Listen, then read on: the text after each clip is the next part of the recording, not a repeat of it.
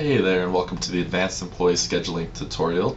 We're just going to go over a few different techniques that should hopefully make your scheduling a little quicker. So we'll just switch over to the interface here. So we're just logged in here as an executive user. You could also be a scheduling manager, district manager, anyone with access to a schedule. We're going to go ahead and click the Schedules tab and then click on View to load up our schedule. So this tutorial is just meant to teach you a few things you might not have known before that will hopefully help you get your schedules done a little quicker. So to start off here, in the top right corner we can see there's about 6 different schedule views. And I'm not going to go through each one of them right now, but you should definitely take a look and see, as some are kind of better aimed at different businesses depending on what your organization is trying to schedule. It might be easier in a different view. So the main difference is that your employees are either going to be down the side here if it's one of these by employee or by user views, or if you click the month view you can see it's more of a calendar and by shift view. Just going to go back to the week by employee view. And now take a look in the bottom left corner here. You can see we've got a few different options, a couple already checked off here. So we have show absences, which of course just shows our employees that are have some time off. So this week we don't have any. If we click to next week, it looks like Jenny Moore's got an absence. If we uncheck that, of course it'll just disappear. So if we go back, hide unscheduled, it's similar to that. It's just going to hide pretty much who doesn't have any shifts this week. So Amy Lee looks like she doesn't, and Jenny Moore. If we click hide unscheduled, they're both going to disappear.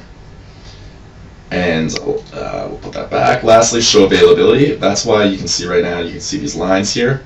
And it's showing that Bob Steele's available from 11 to 7. Down here there's the one that's just shaded in. That means that they're not available. And then blank, of course, just means available all day. So if you uncheck that, those little illustrations are just going to disappear. But having it checked does kind of help to schedule your shifts.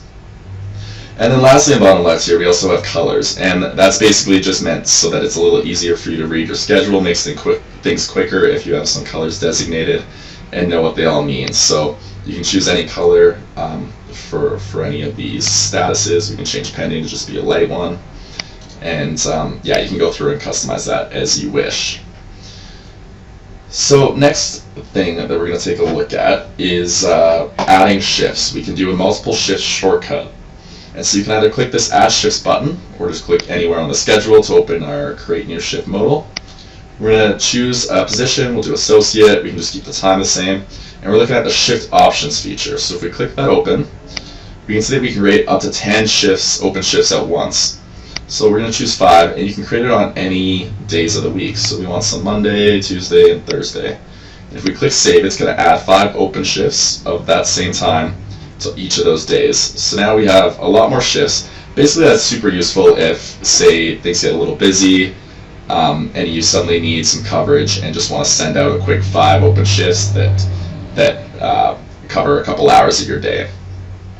So that's just going to go ahead and create them. And that's kind of a multiple shift shortcut for you.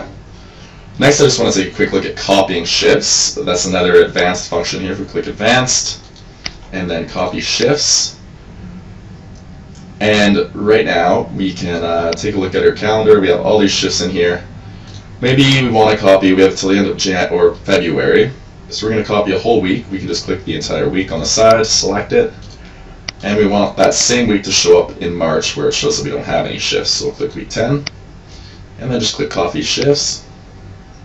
And that's going to copy the exact same schedule. So now it's moved us to March here. We can see that schedule should be the exact same as the week before. If it is different, the only difference is that maybe one of your employees that worked it before is unavailable the following week, and they're just going to end up at the top here as an open shift. And so while we're on here as well, we can take a look at dragging and dropping, another kind of quick functionality just to assign employees to a shift. So you can see that Amy Lee's got the shift. Maybe she can't work anymore. We'll just drag and drop it up to open shift. And as you can see, it's now just up there. We can reassign it to her or someone else by just dragging it to that employee. And it'll assign them as long as they work that position and are available. Same thing, we can drag to different days of the week. And if we go to our day view at the top here, you can also drag the ends of shifts to make them longer, or of course drag it the other way to make it shorter, and then just drag the shift back and forth along the chart here to move the start time. So those are just some quick little tricks within this view to get more shifts on your schedule and to kind of have good control over who you're assigning. Last thing I want to take a look at quickly is under the Employees tab, this bulk update button. You may have seen it before, but not used it. So it has to do with these check boxes here. Say that half of your staff is part-time.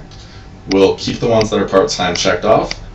Click bulk update, and here you can set all of their max hours per week at once. So since they're all part-time, we only want them working 24 hours a week. We'll click update setting. It will just warn us about that and say it's been done. So it's updated all those checked off employees' profiles. If we now click on Amy Lee, we can see that her max hours per week is 24 hours. So you can set that to whatever you need, and it'll update them all at once rather than having to go through each individual profile. So that's just another quick shortcut. And that covers off everything for the advanced scheduling functionality. I hope I was able to save you some time today, and that you have a good rest of your day. Thanks.